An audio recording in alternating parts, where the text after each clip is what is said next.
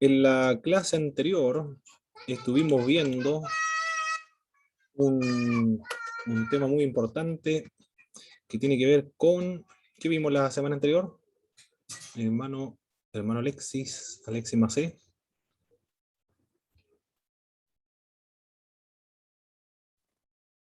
Aquí estoy, profe. El tema que estuvimos viendo en la segunda parte de la semana anterior. No me acuerdo, profe. Estoy haciendo A ver, memoria. a ver, hermano Christopher, quizás lo tenga anotado por ahí.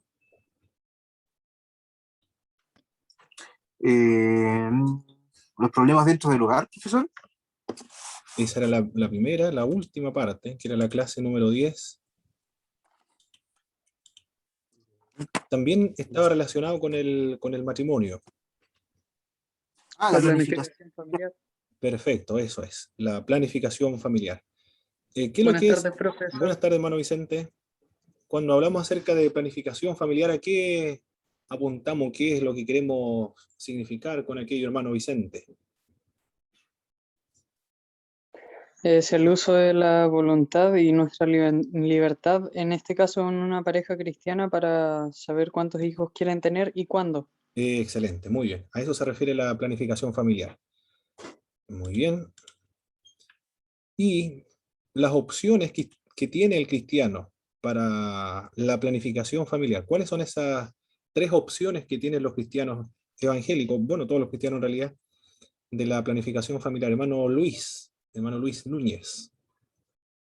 Los cristianos tenemos tres opciones. ¿Cuáles son esas tres? Mencione solamente una, hermano Luis.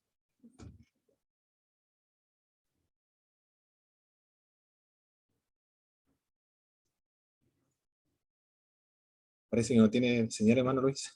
Hermana Belén, una opción del creyente acerca de la planificación familiar. Mira, una dice que no se debe planificar de ninguna manera la familia. Muy bien, y ese es el método que emplean, es el método Ay, no me acuerdo cómo se llama. de la fe. Dentro de los creyentes de la fe hay es más técnico aquello, pero dentro de los cristianos evangélicos el método de la fe. Es decir, el Señor va a determinar cuántos hijos voy a tener y cuándo. No planifico nada. El Señor lo dejo todo en mis manos. Es decir, el método de la fe, empleado también por nuestros hermanos cristianos, de nuestras congregaciones, ilegítimo también, por supuesto que sí. Otro método, hermano Alexis. Un método que no sea dañino. Perfecto. Métodos anticonceptivos o para prevenir la concepción, pero que no sea dañino para la salud humana, ni tampoco que encierre compromisos éticos, es decir, que no sea abortivo, que no sea un método abortivo. Muy bien. Esa es la segunda opción. La primera, la fe. Dejar todas las cosas en la mano de Dios, y nosotros no hacemos ningún tipo de planificación, porque el Señor va a hacer todo. Y el otro es la de establecer los medios que están disponibles en la ciencia médica. Hermano Luis, otro método u otra opción del cristiano. Hemos mencionado el método de la fe, el otro de algún método para poder impedir la concepción, métodos anticonceptivos o cirugías también. ¿Qué otro método podríamos mencionar?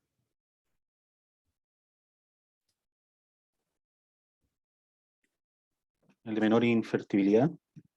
Muy bien, el del ritmo también se conoce, El del ritmo. de conservar la relación íntima entre el matrimonio, pero en aquellos periodos de menor infertilidad. Esas son las tres opciones que tienen los creyentes. Son legítimas las tres opciones para los clientes y cada uno determina qué método utilizar. ¿Qué más? Estuvimos viendo que hay resistencia acerca de la planificación familiar. Una resistencia proviene, o objeción a la planificación familiar, proviene del catolicismo romano. quien señala que la relación sexual está limitada solamente para el momento de la procreación.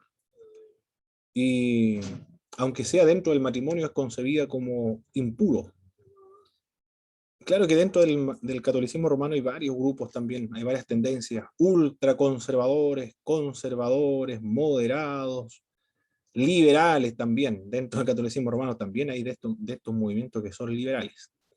La Iglesia Católica Romana de Alemania, por ejemplo, son liberales totalmente esos grupos, y están teniendo conflicto con Bergoglio en el día de hoy, porque quieren incluso separarse, porque quieren casar a los homosexuales. Por lo tanto, dentro del catolicismo no podemos decir la Iglesia Católica sostiene este punto de vista, porque puede existir un dogma oficial, pero en la práctica no todos adscriben a ese dogma. El otro es el nacionalismo, la tradición de la cultura o el machismo también.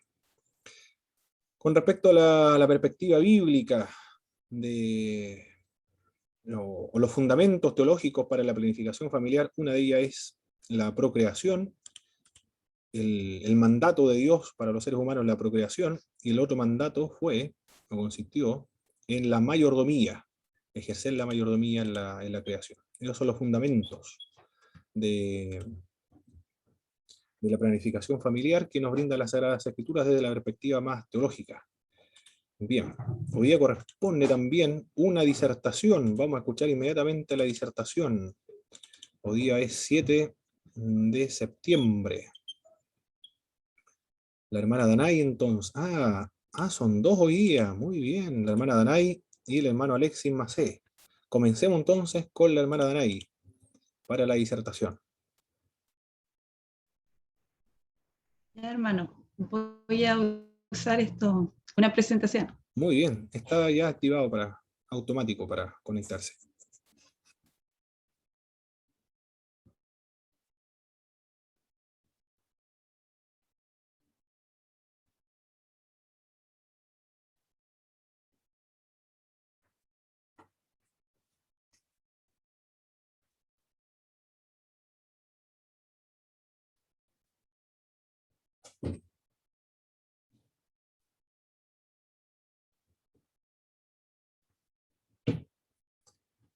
El examen se lo envío finalizada la clase. Hoy día ahora estamos trabajando con la clase 11 y finalizando esta clase envío el examen. Y tienen hoy hasta mañana para poder entregarlo.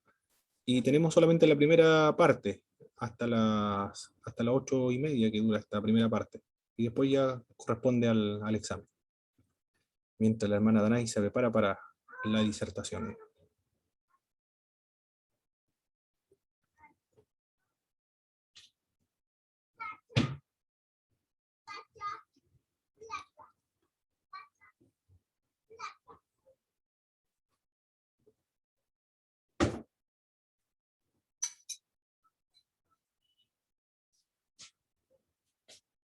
Ahí se ve completa, hermana Danay.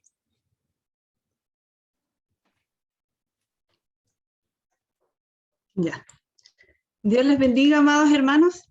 En esta oportunidad estaré disertando Guía para aconsejar a familias y personas en crisis de William Cottrell.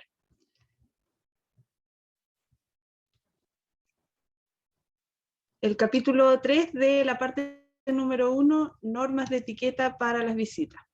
Veremos visitas en hospitales, visitas a instalaciones de cuidado a largo plazo, visitas en las funerarias y visitas periódicas al hogar. En primer lugar, la visita a los hospitales. El que ministra debe sentirse cómodo en lugares de mucha tensión y ser competentes en ellos. Es obvio que lugares como hospitales, sobre todo en lo que es salas de urgencia, UCI y el lugar en sí, es muy difícil de poder ministrar. Por lo tanto, el autor recomienda que la persona que vaya a ministrar, ya sea pastor, líder o diácono, se sienta familiarizado con el lugar. Ojalá pudiera prepararse antes y tener ayuda de algún miembro que ya haya trabajado antes ahí, o de alguna persona o doctor que esté familiarizado con el ambiente. Porque la idea es que la persona que ministra, en este caso el pastor, pueda llevar aliento y calma a las personas que están sufriendo en ese lugar. No debe mostrarse agitado, ni debe maniobrar equipos y cables o mover al paciente de manera inapropiada. Ojalá si la persona le habla de su enfermedad o de sus síntomas, él pueda también conversar, pero si no es así, recomienda el autor no hablar ni preguntar acerca de máquinas o qué medicamentos está usando. También dice que no es recomendable sentarse en la cama a menos que lo inviten. Y cuando ore, debe orar pidiendo sabiduría para los que tienen que atender las necesidades médicas. También dice que si la persona que va a administrar tiene síntomas, ya sea de resfriado, de gripe o de cualquier enfermedad que sea contagiosa, ojalá no pueda asistir, que envíe a otra persona para así no comprometer la salud del paciente. También dice que cuando se tiene el privilegio de entrar a horas no programadas, no se debe abusar de este privilegio, siempre se debe hacer uso de la prudencia. Toque la puerta antes de entrar, porque a veces hay procedimientos que están en marcha y que no deben ser interrumpidos. El paciente puede estar haciendo sus exámenes o puede estar haciendo su tratamiento.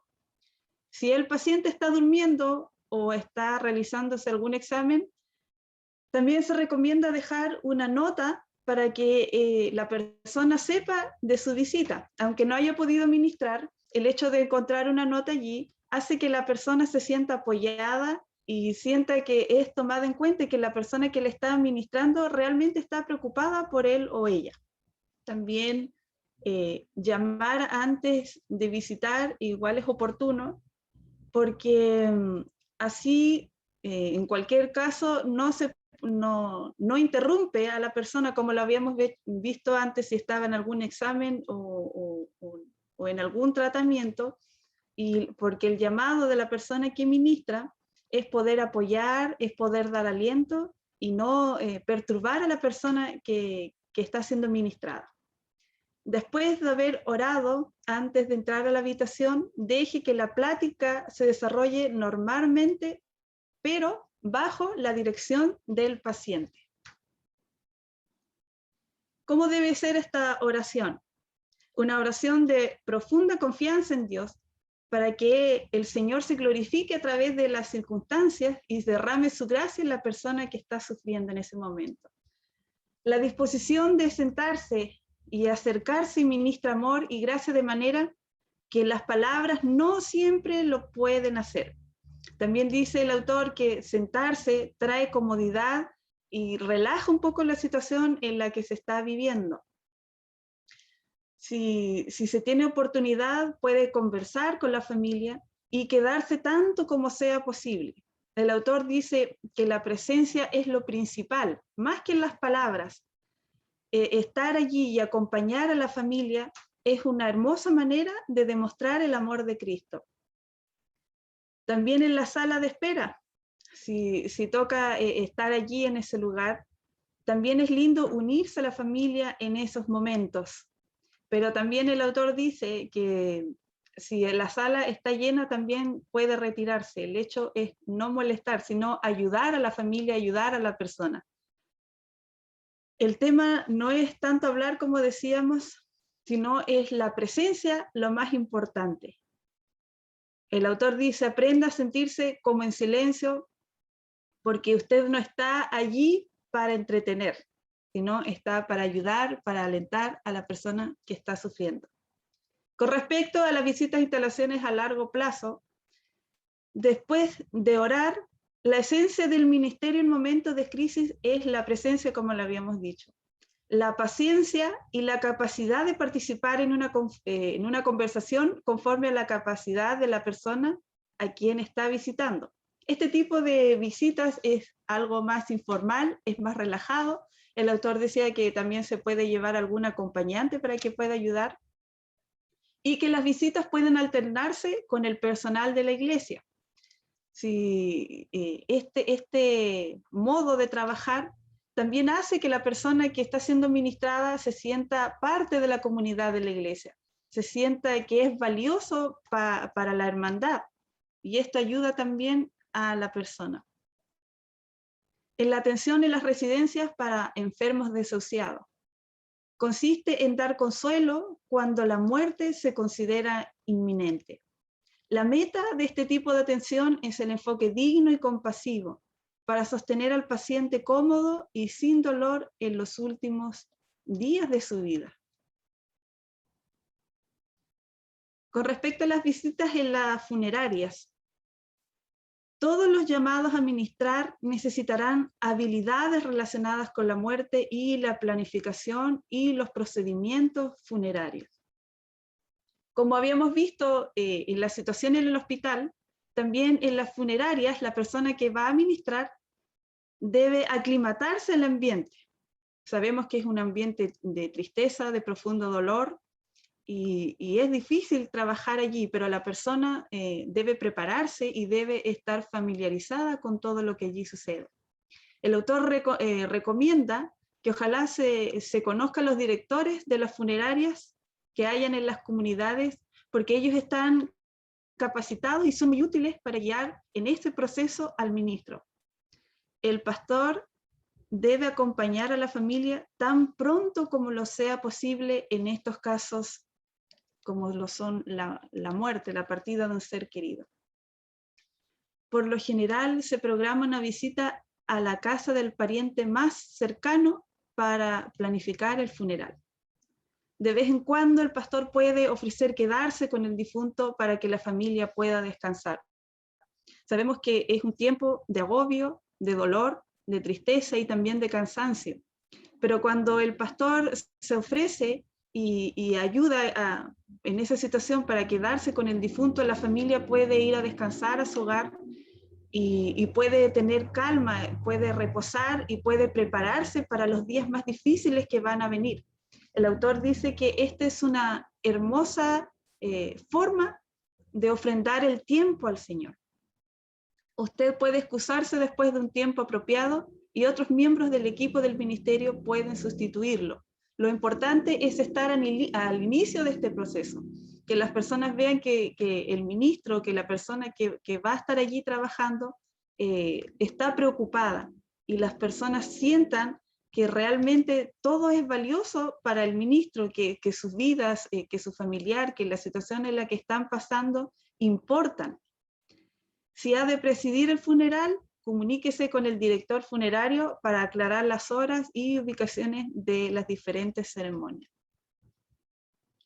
Visitas periódicas al hogar. Prepárese para continuar la comunión con el cuerpo de Cristo, que incluye a los confinados en las casas, los discapacitados y los ancianos que ya no pueden transportarse. El autor también recomienda prudencia aquí. No entre en ninguna situación que pueda comprometer la integridad ni dar la apariencia de mal, pero tampoco tenga miedo de ministrar en una crisis legítima. Lo primero que hay que hacer es orar antes de ir. Si es llamado a ministrar solo a los confinados, llame antes e informe a la oficina de la iglesia donde va a estar, cuánto tiempo estará allá y cómo comunicarse con usted. La persona que ministra debe evaluar rápidamente la situación para ver si hay problemas en que la iglesia pueda abordar. Por ejemplo, problemas de abandono, problemas de salud, problemas de seguridad, etc. Haga preguntas acerca de la salud física, espiritual y emocional.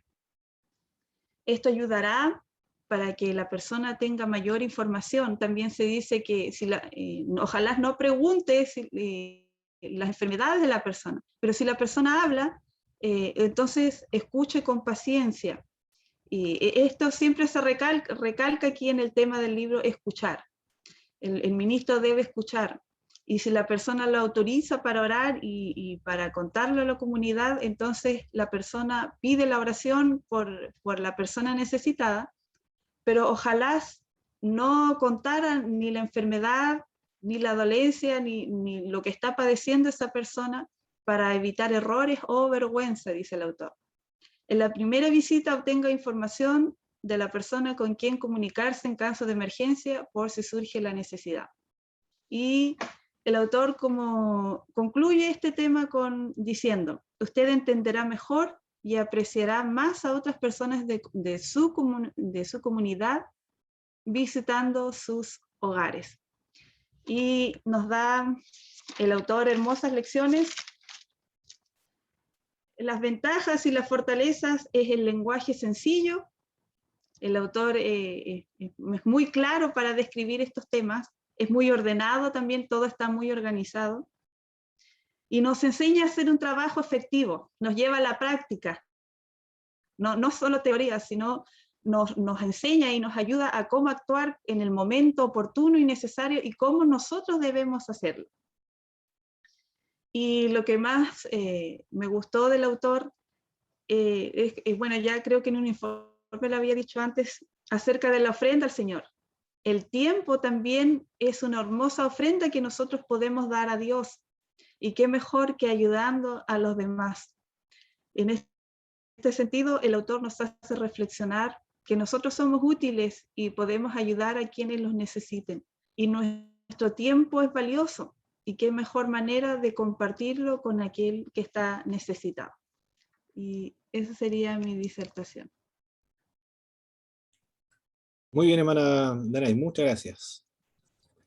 ¿Algún hermano que quiera dar, o que haya tenido alguna experiencia de que le han visitado la casa, en alguna enfermedad o en el hospital, y cómo usted se ha sentido en esa visita, o cuál ha sido su reacción, o cómo ha valorado aquella visita pastoral o de algún miembro, no solamente pastoral, sino puede ser de un diácono o miembro encargado de obra de la iglesia? Yo tuve una experiencia, hermano, hace como 3 años atrás tuve un accidente y me golpeé muy, muy fuerte la cabeza. De hecho, creo que un objeto, no sé cuánto pesaría, 20 kilos, me golpeó la cabeza de una altura como 2-3 metros.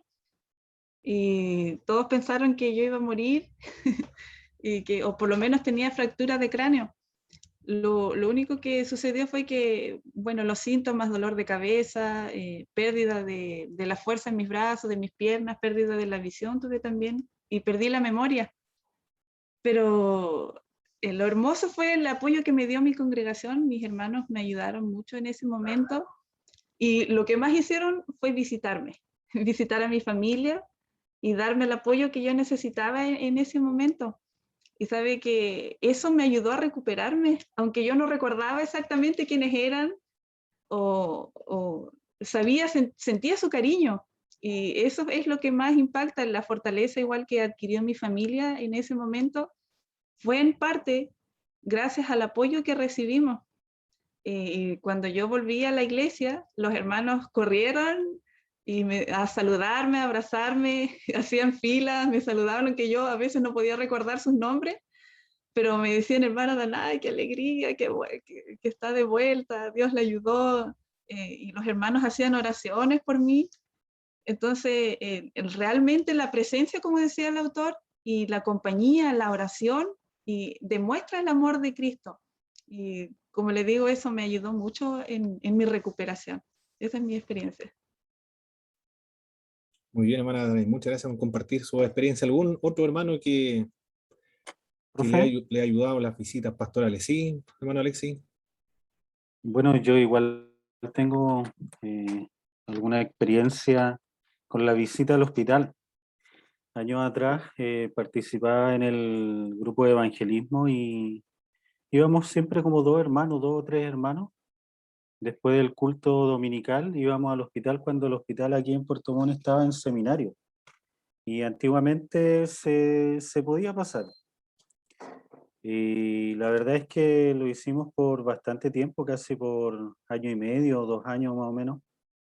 Y íbamos los domingos a visitar a la gente y a los que estaban postrados, y la verdad es que teníamos una muy buena aceptación. Orábamos por las personas, también le predicábamos del Señor. Incluso algunas enfermeras también se sentaban a escucharlo. Y la verdad es que fue muy, muy gratificante ver cómo en medio del dolor, ¿no es cierto? Sin duda que en medio del dolor la gente recibe hay una mayor aceptación al Evangelio. Pero también veíamos a personas que un día domingo la veíamos y al siguiente ya no estaba. Entonces, igual fue una experiencia bonita, pero en algunas ocasiones dolorosas también. Y hace día atrás igual me pasó una situación que falleció un colega, y con ese colega éramos muy, muy amigos. Él no era cristiano, y la verdad es que yo le decía a mi señora, qué difícil es predicarle del Señor, hablarle de esperanza, sabiendo que ellos no conocen a Cristo. Y nosotros le hicimos un homenaje por Zoom, y me tocó hablar en algún momento, y yo decía, Señor, qué difícil es predicar en estas situaciones así, porque uno no sabe cómo enfocar la palabra. Porque claro, en la iglesia cuando muere un hermano, un cristiano, ¿cierto? Hay gozo, hay júbilo, hay exaltación a Dios, porque el hermano está con Cristo, pero en este caso no sabemos si estaba con Cristo, ¿no? En medio del dolor es muy difícil. Así que traté de ser precavido en mis palabras y ser corto nomás, pero la oración es lo que mueve la mano del Señor. Así que en ese sentido he orado bastante por la familia en este tiempo. Muy bien, hermano Alexis. Muchas gracias por compartirnos su experiencia. ¿Algún hermano más?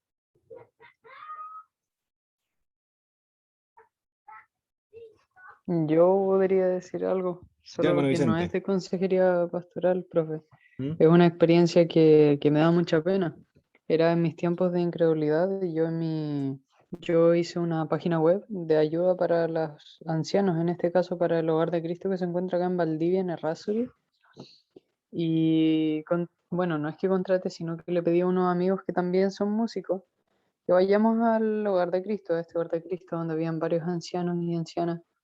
Y no, pues a lo que me refiero con lamento es que fuimos a tocar e interpretar ciertas piezas con tal de que pudiéramos entretener a los ancianos. Muchos de ellos sé que no tienen esperanza en sí, en convicción, a eso me refiero, como Cristo.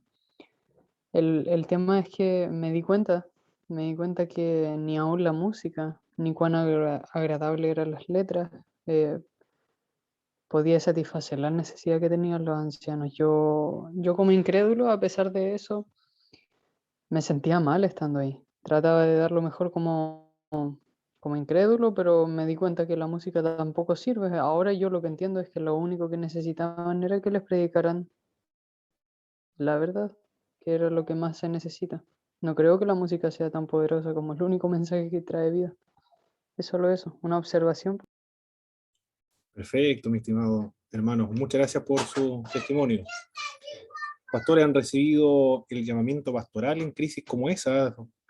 Un amigo pastor de la región de la Araucanía recibió el llamado al pastorado porque su hijo falleció, tenía 12 años más o menos, y el pastor se quedó toda la noche acompañando a la familia.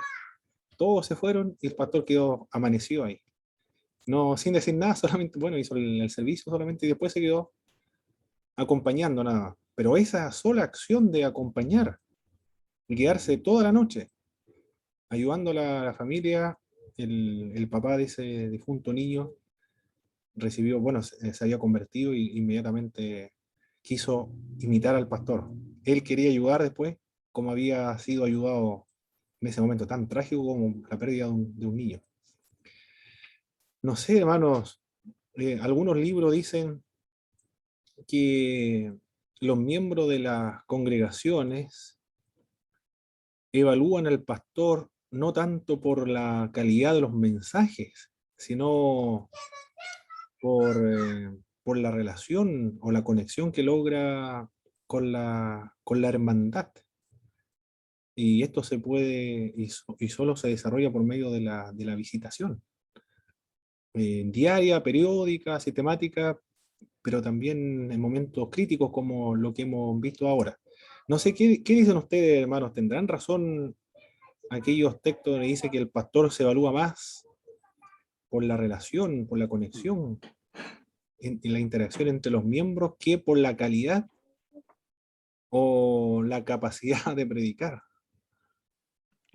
Una vez un hermano ¿Sí? me dijo que un pastor debe andar hediondo oveja, así, literal. Y con el tiempo yo fui entendiendo por qué me dijo eso. En el concepto de que el pastor tiene que andar, bueno, al lado de su oveja, cuidándola, porque efectivamente las predicaciones sí son poderosas, la escritura transforma vidas, pero el pastorear involucra también el acompañar. Eso marca a las personas. Yo creo que nosotros como miembros, no creo que nos acordemos por las predicaciones del mes pasado. Lo que siempre vamos a recordar es la visita del pastor o el consejo pastoral o en aquella situación particular que uno vivió y el pastor estuvo ahí. Entonces uno con los años va a recordar eso. Perfecto. Así es, pues, así es. Muy bien. ¿Todos opinan lo mismo, no, hermanos?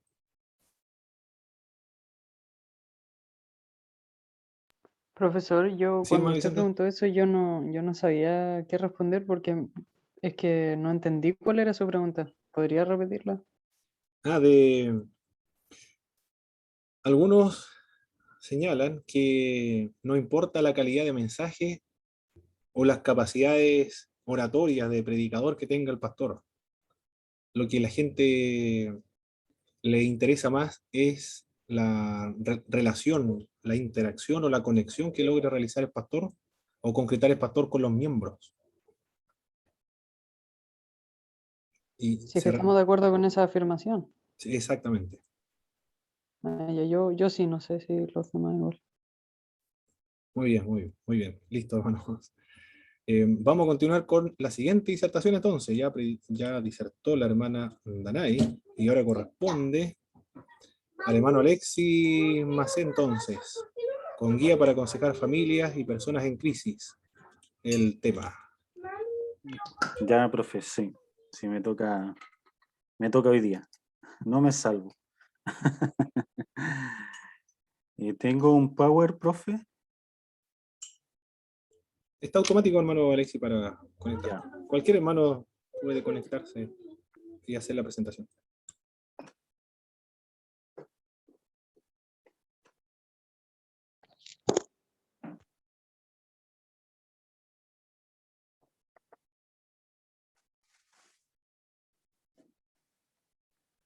Se ve ahí, ¿no es cierto? Correcto, se ve la pantalla. Ya. Bueno, hermanos, Dios les bendiga. A mí me toca hablar acerca de la consejería prematrimonial del libro Guía para aconsejar a familias en crisis de William Cutter.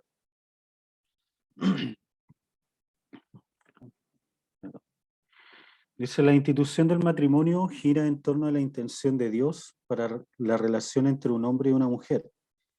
Las raíces de esta relación están arraigadas en el concepto de la humanidad hecha a imagen de Dios.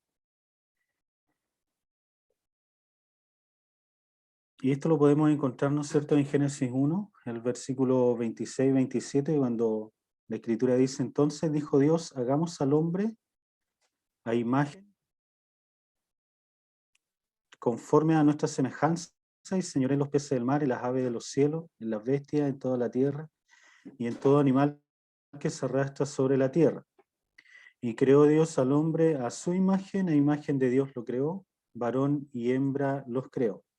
Así como Dios existe en una relación dentro de la Trinidad, tal como lo indican las palabras hagamos y conforme a nuestra semejanza, Dios creó al hombre para que primero tuvieran una relación con Él y también con los seres humanos.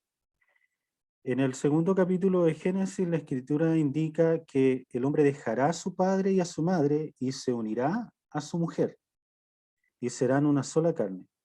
Cuando la Escritura indica se unirá, esta implica una relación singular entre el hombre y su mujer. El hombre y la mujer han dejado sus hogares a causa de una nueva relación, y esto refleja una relación de compromiso mutuo. La idea de la duración de esta unión fue enfatizada por Cristo cuando Él dijo, por tanto, lo que Dios juntó, no lo separe el hombre. Esto está en Mateo 19, 6. El matrimonio que fracasa quebranta un pacto, ya que este pacto es bíblico y representa la promesa o el voto con Dios como testigo y participante. El consejero indica que se debe aceptar el matrimonio después de reflexionar y orar con los ojos bien abiertos al significado de lo que es la relación y a las intenciones que Dios tiene en el matrimonio. El autor indica una pirámide como la pirámide relación matrimonial. La consejería prematrimonial está en el desarrollo de la intimidad genuina, y esta pirámide representa los tres aspectos clave de la relación conyugal, que es la espiritual, relacional y lo físico.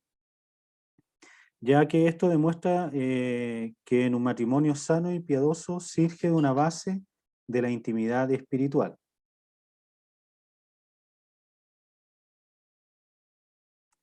En el primer punto de la base de un matrimonio cristiano es la intimidad espiritual. Desde que la pareja dice acepto hasta que Dios llame a uno de los dos al hogar celestial, son espiritualmente uno. Esto no quiere decir que compartan un solo espíritu, sino que Dios ha declarado que son una nueva unión que existe para glorificarlo a Él. Pero hay un problema, y este problema es Génesis 1:31, que está en la condición caída de la persona, o en la caída del hombre del pecado, la cual conlleva la confianza en sí mismo, el egocentrismo, y entre otras. Para poder superarla, la pareja cristiana tiene que apoyarse en el poder del Espíritu Santo. Hay que tener una comprensión bíblica para el matrimonio, y estos se encuentran en Efesios 5, en Primera de Pedro, en Filipenses 2. Vemos que Jesucristo se despoja de sí mismo para los demás. En el libro de Efesios indica, antes sed benignos unos con otros, misericordiosos, perdonando unos con otros, como Dios también os perdonó a vosotros en Cristo. Esta aplicación de la Escritura puede ser fundamental para la madurez en la relación. Y en la consejería prematrimonial se debe hacer hincapié en que los principales causantes de tensión son los problemas de tiempo, dinero y distinciones entre ambos sexos.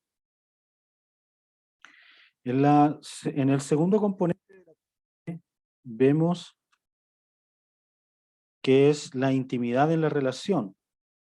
El autor define intimidad como ser conocido plenamente y amado profundamente sin temor al rechazo. Sin duda que solo Dios nos puede amar de una manera perfecta, pero a medida que la pareja crece junta y hacia la semejanza de Cristo, debe producir una experiencia más profunda en este tipo de intimidad. Las amenazas a la intimidad son la explotación sexual, el pecado sexual no confesado y la tensión no esperada. Entre la tensión no esperada está la económica, la médica, la de relaciones, etc. En la consejería prematrimonial y conyugal puede y se debe abordar. El matrimonio, indica el autor, que es una colaboración y una obra de arte simultánea y progresiva. ¿Por qué es una obra de arte? Porque no hay dos matrimonios que sean exactamente iguales. ¿Y por qué es una obra progresiva? Porque la transformación ocurre en el transcurso de la vida juntos. El tercer componente de la pirámide está en la intimidad física. La intimidad sexual constituye una parte relevante del matrimonio, pero esta no es la única parte y ni siquiera es la más importante, indica el autor. Dios ha diseñado al hombre y a la mujer para que se unan de forma que se produzca un gran deleite en ambos. La intimidad física, para que sea un experimento lleno o completo, también debe involucrar la intimidad espiritual y la de relación. En la presentación de esta pirámide, aquí se muestra el plan general de Dios para la pareja casada. La representación bíblica de un matrimonio. La fuente bíblica del matrimonio se puede ver en la creación, ¿no es cierto?, en el libro de Génesis. Pero la representación bíblica de un matrimonio está en estos pasajes, en Efesios, en 1 Corintios, en Génesis, en Timoteo y en el libro de Pedro. En cuanto al amor sacrificial, dice, los esposos deben amar como Cristo amó. Y un esposo piadoso demuestra su amor sacrificial. Dar su vida, no solamente, sino realmente poner a su esposa por encima de sí mismo. Tiene que tener un amor santificador, alentando el crecimiento de ella en piedad. Un amor que satisface en el placer físico como parte del pacto. El esposo debe demostrar un amor inalterable. En cuanto a un amor sumiso, dice el escritor que la sumisión de la esposa no es un rol, sino una expresión de la madurez espiritual. Uno puede forzar la obediencia, pero no la sumisión. La verdadera sumisión bíblica es una decisión de la voluntad que evidencia la madurez llena del espíritu. La esposa debe ofrecer cooperación, imaginación e implementación de los esfuerzos de su esposo. Su papel no es de inferioridad. Ella no tiene que tolerar el abuso ni siquiera hacerlo. Dios ha establecido el papel del esposo con autoridad derivativa. Él sigue a Cristo fielmente mientras su esposa lo sigue a él. Cristo es la cabeza del hogar. Por tanto, el esposo cristiano está llamado a amar con sacrificio, amor con el cual ama a su esposa y la honra, como coheredera de la gracia de la vida, para que vuestras oraciones no tengan estorbo. El consejero debe estar alerta para determinar si la pareja está lista para su llamamiento individual como esposo y esposa en lo que respecta a un amor piadoso y abnegado. Preguntas para considerar antes de casarse. Dentro de las preguntas que se pueden realizar en la consejería prematrimonial, el autor indica que se puede realizar este tipo de preguntas. ¿Han confiado ambos en el sacrificio máximo de Cristo para reconciliarlos con Dios? ¿Anhelan ser como Cristo? ¿Seguirlo? ¿Van los dos en la misma dirección y comparten las metas? Los que los conocen bien, ¿tienen una opinión positiva de su relación? ¿De verdad quieres casarte con esta persona? ¿Y por qué? ¿Se están casando el uno con el otro tal como son o están dependiendo de que se produzcan cambios grandes en la relación y en su futuro? También hay otras áreas de conversaciones productivas que el autor indica, como el compromiso con una iglesia local, como las responsabilidades económicas, la división en las tareas del hogar, responsabilidad de la chequera, indica el autor, la responsabilidad económica o del bolsillo, como nosotros podríamos decir, responsabilidades en la tarea también de cocinar, temas relacionados con los niños, cuántos niños, cuándo, en qué tiempo, cómo los vamos a educar, en qué colegio los vamos a colocar. Y también cuestiones para formar la familia dentro de la programación familiar, el uso o no de anticonceptivos, qué métodos utilizaremos. También el autor indica que este tipo de conversaciones productivas también se pueden aplicar en una consejería prematrimonial. A medida que se desarrollan las sesiones prematrimoniales, hay que buscar áreas de inflexibilidad, puntos ciegos o simplemente temas que la pareja no haya considerado. Bueno, el autor recomienda algunos libros que son de su autoría, como La ceremonia nupcial, ¿no es cierto? Y también el uso en el libro de la intimidad sexual en el matrimonio. Y también otros libros como Respuestas individuales. La verdad es que el capítulo era bastante corto, ya, pero está resumido en realidad con todo el material acerca de la consejería prematrimonial. Dentro de las ventajas que yo puedo destacar es sin duda que la consejería prematrimonial es fundamental. Realizar las preguntas productivas o las preguntas que indica este libro pueden hacer entender o abrir un poco la mente del futuro esposo o esposa, porque quizás hay áreas que ellos, el futuro matrimonio no ha conversado. Por lo tanto, el consejero puede ayudar también a abrir un poco los ojos frente a la persona con quien se está casando. Ya, yo la verdad es que personalmente me hubiese gustado haber tenido consejería prematrimonial, lo cual no lo tuve porque no conocíamos a Cristo junto con mi esposa. Y la verdad es que encuentro que es una gran ventaja que los cristianos puedan tener, que es tener una consejería prematrimonial. Porque hay muchas cosas, como hemos también hablado en otras clases, que muchas veces no están de acuerdo.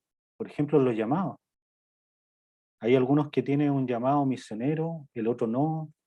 Hay algunos que tienen un llamado pastoral, al otro, no sé, un llamado misionero, o simplemente no tiene un llamado.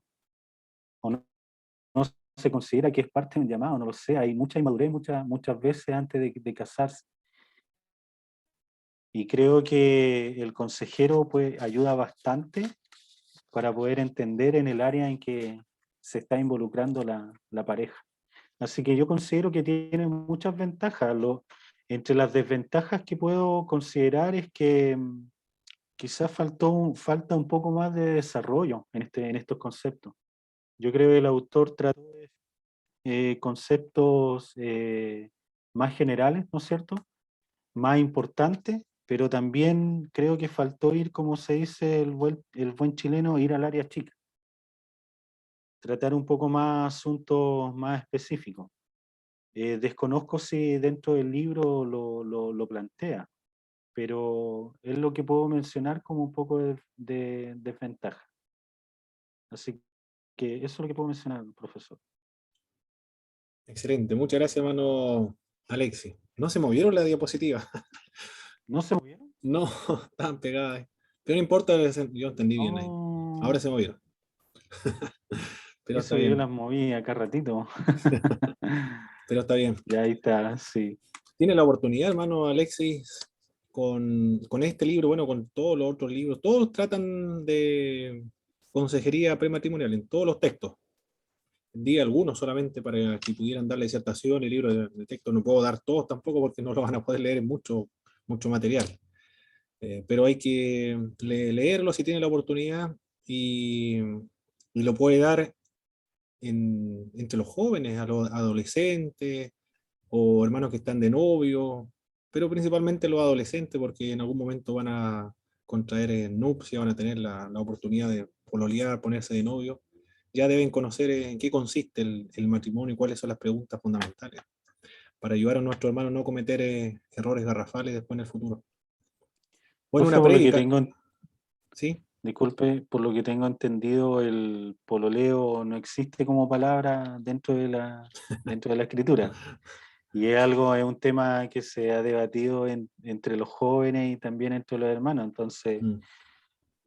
yo creo que el consejero, nosotros como futuros consejeros, debiéramos también aplicar un poco lo que dice la escritura, y es como no utilizar palabras que provienen del mundo. Porque claro, los jóvenes hoy en día dicen estoy pololeando, pero en realidad ese pololeo no hay una consagración ahí en ese sentido. Claro, no hay un compromiso de contraer el Mm. matrimonio después. ¿No? Y entre los jóvenes, hermanos, el pololeo encierra compromiso, ni siquiera le llaman pololeo ahora, es andar nada más. Porque el pololeo ya incluso encierra un mayor compromiso más, en menos que el noviazgo, hay varios términos nuevos actualmente. Pero así está la situación actual. Muy bien. Y hoy en una prédica también se puede dar estos temas que hemos trabajado. Todos los hermanos que han tomado consejería pastoral tienen la responsabilidad, el deber de tratar estos temas en los estudios bíblicos, en la escuela dominical, o también por medio de una predicación también en la iglesia, o en algún consejo que corresponda dar en algún momento, si alguien se le acerca pidiendo ayuda. Muy bien. Ahora vamos a seguir entonces, mis estimados hermanos. ¿Alguna opinión más? ¿Algún hermano, alguna experiencia con respecto a estos temas de la consejería prematrimonial? Bueno, Pablo, por acá, Hermano, hermano Luis Núñez, hermano Luis. saludar a todos ahí. Excelente exposición, tanto, y bueno, un tema yo creo vital hoy día para la iglesia sobre todo, y considerando mi experiencia, un poco nacido, criado dentro de la iglesia, del evangelio, yo considero que es un talón de Aquiles en la consejería prematrimonial. Yo, en mi experiencia, no recibí ninguna consejería y estando en la iglesia, entonces, eh, con el transcurso de los tiempos, uno se va dando cuenta de que generaciones completas, por no decirlo, mucha gente se ha perdido por no haber tenido un consejo prematrimonial. Yo he visto, por ejemplo, jóvenes, señoritas, instrumentos en las manos del Señor, útiles en la obra del Señor, y por no, quizás por no tener un buen consejo. Muchas veces los papás igual, quizás la poca experiencia también, y muchas veces un poco de tabú a hablar de ciertos temas, sobre todo el tema del matrimonio, la sexualidad. Una vez escuché a un pastor decir, pero ¿para qué vamos a hablar de sexualidad si los chicos saben más que nosotros? No creo que esa sea una respuesta tan acertada. Yo creo que hay que asumir hoy día un rol protagónico en cuanto a lo que es aconsejar. Como usted bien lo planteaba, hermano Pablo, tenemos hoy día la responsabilidad de tocar ciertos temas, de ir haciendo un camino para que nuestros jóvenes puedan también, nuestros niños también, porque ahora uno ya es padre, entonces puedan tomar el día de mañana una buena decisión con quién se van a casar. Porque al final de cuentas las iglesias y la sociedad está fundamentada en el matrimonio. Entonces, hoy por hoy, los grandes conflictos que hay dentro y fuera de la iglesia es producto del matrimonio, que muchas veces no logran una cohesión. porque falta consejo.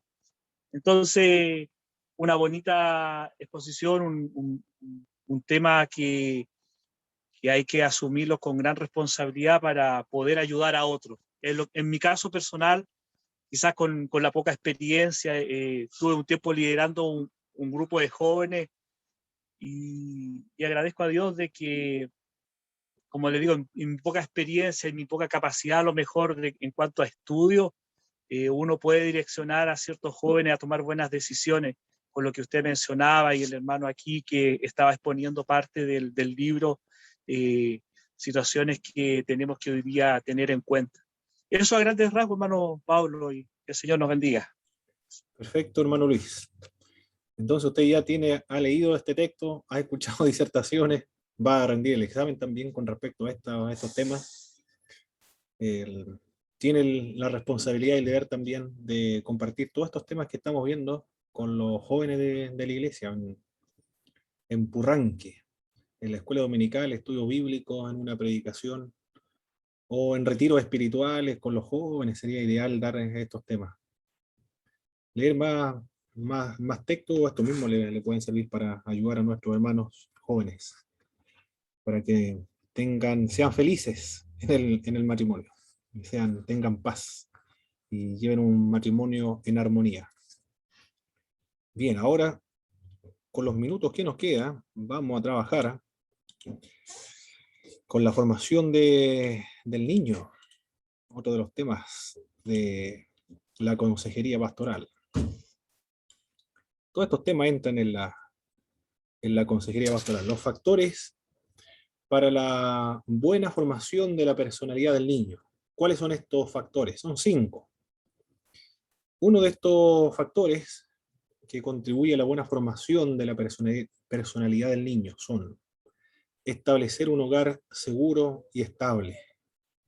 Nosotros los padres, entonces, debemos contribuir para el futuro la salud mental de nuestros niños, de nuestros hijos, estableciendo un hogar seguro y estable. Gracias al Señor por la fe, porque el Espíritu de Dios está en nosotros, los creyentes, cuando creímos y escuchamos la palabra de Dios. Por medio de la oración, en nuestras oraciones pedimos para que haya armonía en la casa y el Espíritu de Dios reine sobre el hogar, traiga la paz que sobrepasa todo entendimiento.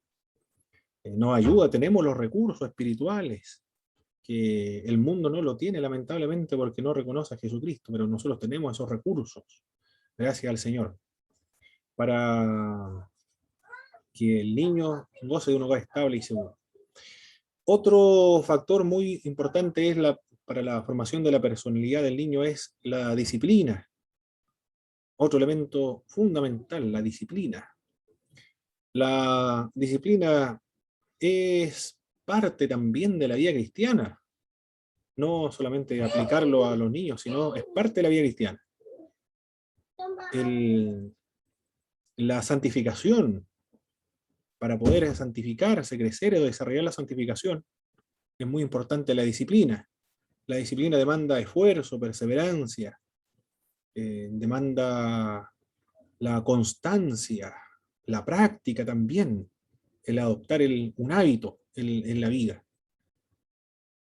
El Señor disciplina a los creyentes para moldarlos conforme a su voluntad. La disciplina tiene que ver con un autodominio de uno mismo. Tengamos o no tengamos ganas de orar o de ir a la iglesia o de leer la Biblia, es decir, las prácticas espirituales, para la formación espiritual, debemos hacerlo porque es parte de la disciplina, eso es disciplina. Llevar a cabo una actividad independientemente del estado emocional en el cual me encuentre.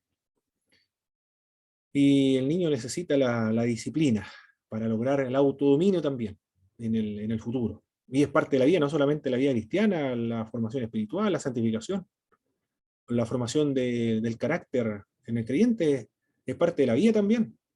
Los deportistas, para poder competir en óptimas condiciones y lograr algún triunfo, alguna medalla, necesitan una disciplina rigurosísima. Entrenar 5 horas diarias, de lunes a domingo, 2 horas de trote en la mañana y 3 horas de entrenamiento en la tarde. Tienen que dormir bien, no salir a fiesta, no tomar, no fumar. ¿Qué más? Alimentarse bien y de manera saludable. Poroto, lentejas, chuchoca, garbanzo, chícharo, harina tostada, leche, pero papas fritas o esta comida chatarra, por ningún motivo jamás esta gente consume esos alimentos, bebida, nada. Estos son sumamente sanos. Y, bueno, ayudas también, otro tipo de ayuda, necesitan médicos, psicólogos, necesitan kinesiólogos para entrenar a esa gente, para ser un competidor profesional. Alguien que quiera optar a alguna medalla tiene que tener todos esos recursos. En la vida también del trabajo se demanda la disciplina, llegar a la hora, ser bueno, responsable. Por lo tanto, la disciplina es para la vida, por eso es que es muy importante el disciplinar a los niños para que logre el autodominio. Dar amor inteligente también. Hermano Alexis, Profe, ¿sí? me tengo que retirar. Sí, Tengo reunión adelante. ahora de mi Muy hija. bien. Listo, hermano Muchas Alexis. gracias. Bien. Bendiciones, Bendiciones. chao, chao. Chao, hermano.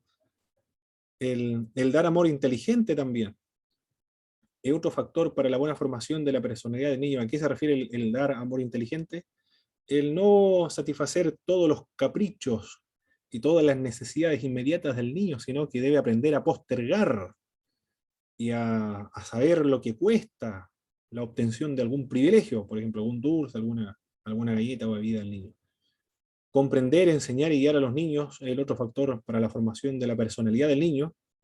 Aconsejar a los padres y también a sus hijos son los otros factores para la buena formación de la personalidad del niño. Ahora lo vamos a desmembrar, lo que alcancemos a ver ahora. El establecer, en primer lugar, estable y también seguro.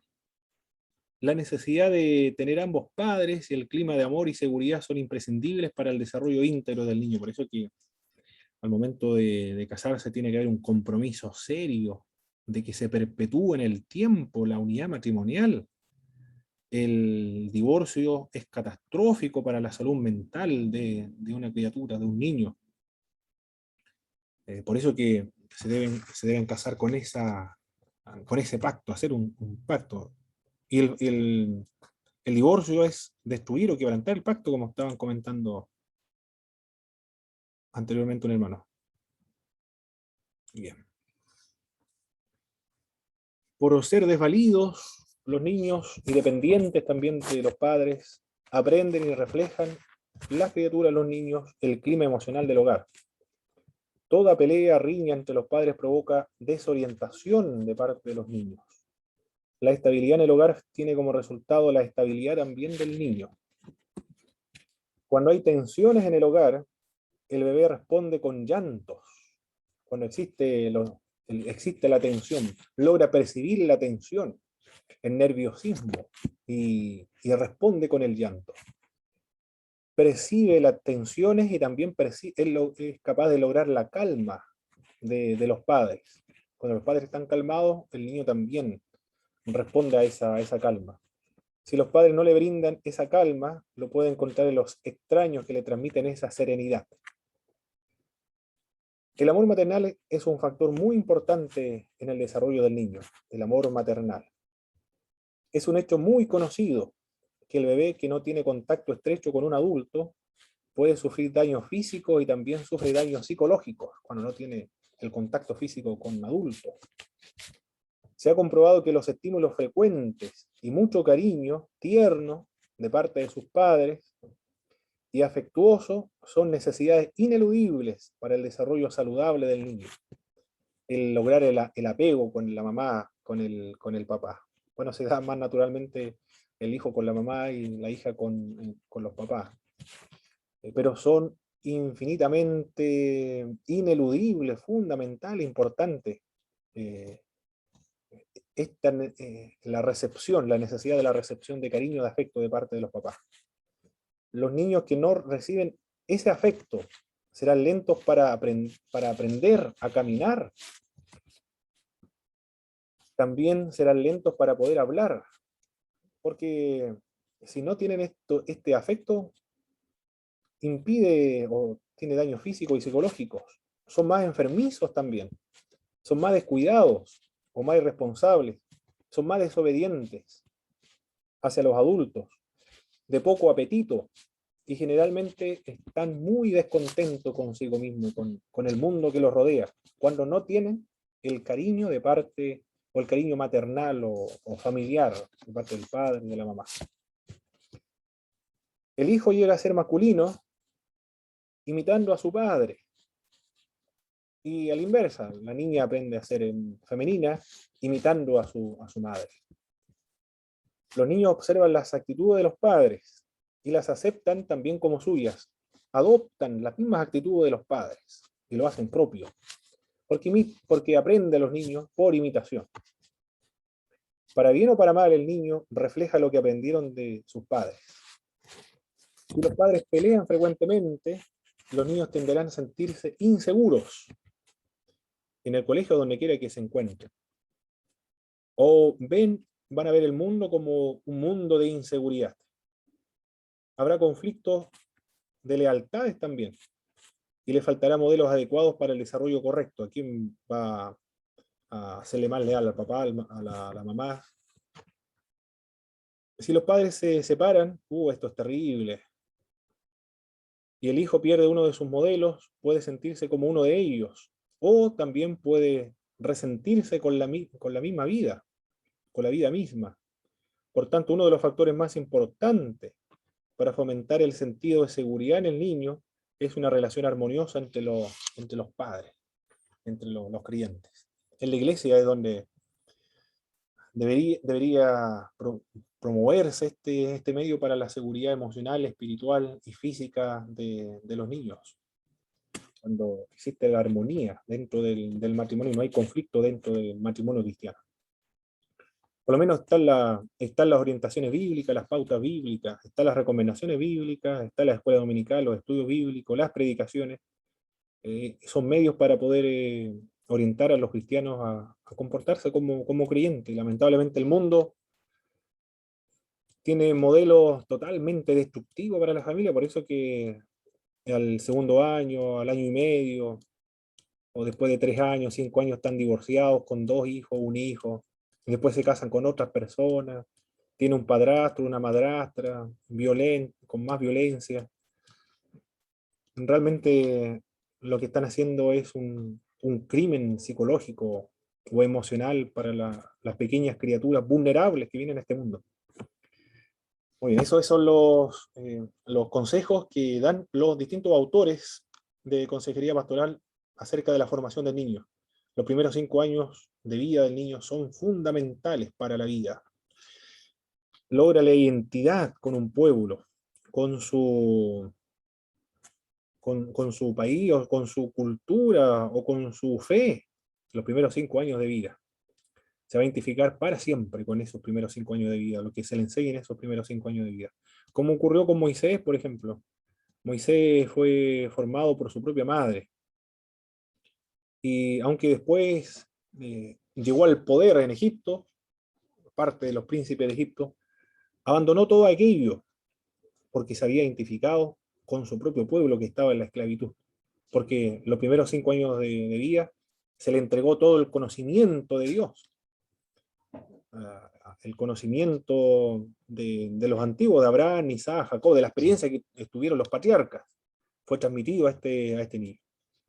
Por lo tanto, él se identifica con ese pueblo, el pueblo elegido por Dios, formado por Dios. Pero ocurrió durante los primeros 5 años de vida. La educación también, durante la educación más importante, donde debe ser de mayor calidad, son dentro de esta edad, dentro de los primeros 5 años de vida. Con respecto a la disciplina de los infantes o de los niños. ¿Por qué disciplinar? Una de las razones es para inculcar respeto y la responsabilidad. La disciplina es fundamental en los niños para el respeto y la responsabilidad. ¿Quiénes son los que resisten la disciplina en cuanto a los niños? Son aquellos que tienen o que están basados sobre una filosofía humanista, o también adoptaron la teoría de la evolución de las especies. Es decir, el ser humano es bueno esencialmente, inherentemente bueno. No es malo en esencia. Puede mejorar moralmente por medio de la cultura y por medio de la educación. Solamente hay que orientarlo, pero no es malo por naturaleza. Es decir, esta es la ideología que está detrás, la filosofía de aquellos que se oponen a algún tipo de disciplina a los niños. Pero la Sagrada Escritura, que conoce la naturaleza humana realmente, puesto que proviene del Creador del mundo, Dios mismo conoce la naturaleza humana. Él señala que somos pecadores desde que nacimos pecadores, somos formados en maldad. No somos buenos esencialmente, inherentemente. Y no es verdad que por medio de la educación y la cultura nosotros vamos a poder mejorar moralmente. Eso no es así, falso. La historia lo ha demostrado, la Segunda Guerra Mundial lo ha demostrado. Las naciones más cultas fueron las que se vieron envueltos en las mayores atrocidades cometidas contra los seres humanos. El problema del ser humano es espiritual, radica en la naturaleza pecadora de los seres humanos. Por esa razón que se debe ejercer la disciplina, por la condición de los seres humanos. Desde muy pequeños se viene a manifestar la tendencia al pecado dentro de los niños. Cuando con los caprichos, el egocentrismo, comienzan los conflictos a pelear entre ellos cuando son pequeños. Se comienza a manifestar la tendencia pecaminosa desde la infancia. Claro que no son responsables hasta una cierta edad, cuando ya son maduros emocionalmente, no sé a qué edad será, solamente Dios lo conoce.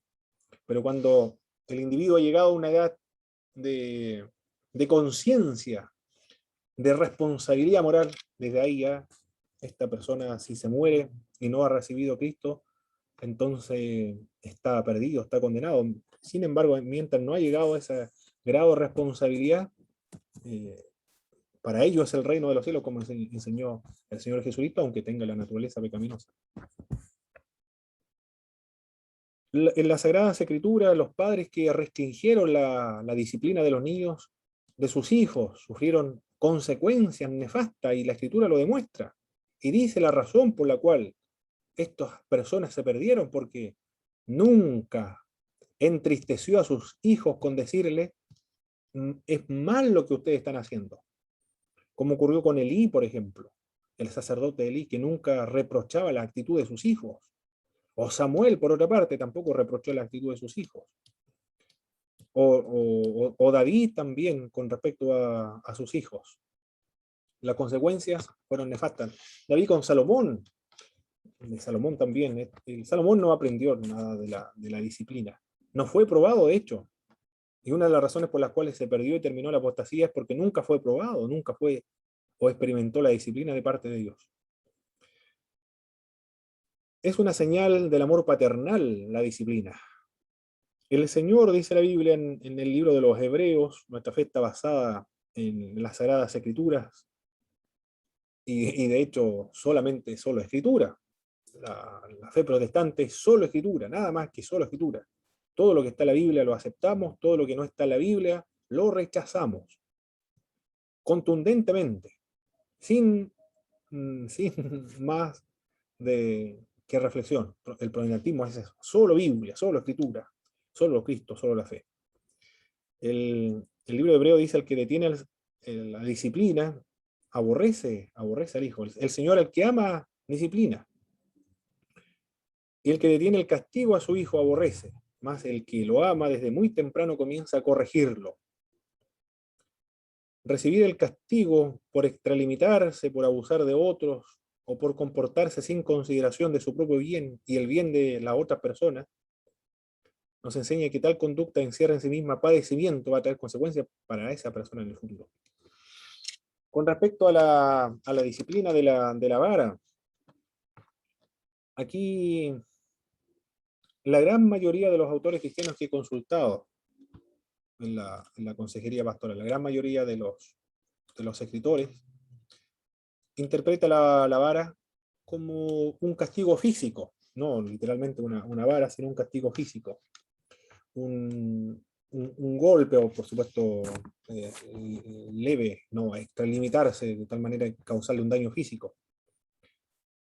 Otros, la gran mayoría, el doctor Thompson, entre otros, pero otros, como Edesio Sánchez, me sorprendió en un momento determinado cuando interpretaba la vara, no como un castigo físico, sino que interpretaba la vara como una guía, guiar a los niños, castígalo o disciplínalo con vara. Lo interpreta Edesio Sánchez, que es un biblista muy importante, muy reconocido en América Latina, consultor de la Sociedad Bíblica y traductor también de la Nueva Versión Internacional de la Biblia,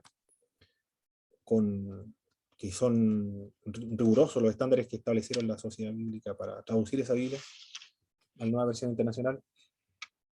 Él dice que indica de orientación o de guiar al niño, pero no habla acerca de castigo físico.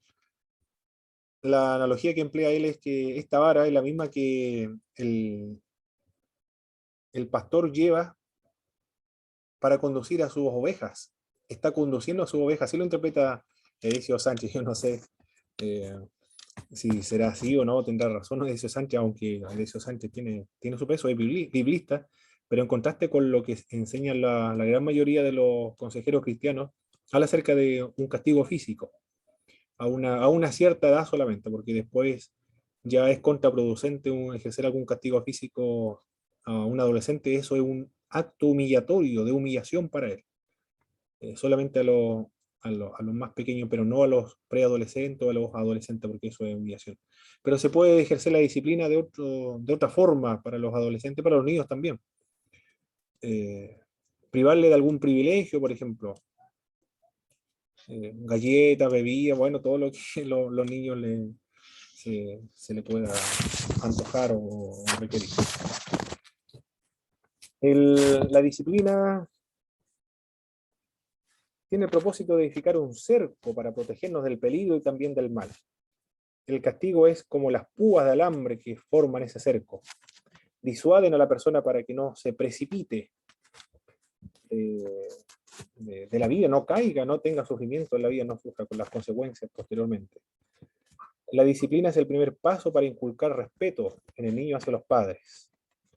Fomentar el respeto hacia los padres es un factor decisivo, tanto para echar los fundamentos de respeto hacia los demás como para manejar a los niños. Si un niño no aprende a respetar a sus padres, tampoco va a respetar a las demás autoridades como los profesores, a la ley, los jefes, no va a respetar a nadie, van a ser personas que le van a faltar el respeto a todo el mundo. A los carabineros, por ejemplo, la policía, antiguamente le tenían miedo a estas personas, pero actualmente en absoluto, porque nunca han recibido algún tipo de corrección de parte de sus padres.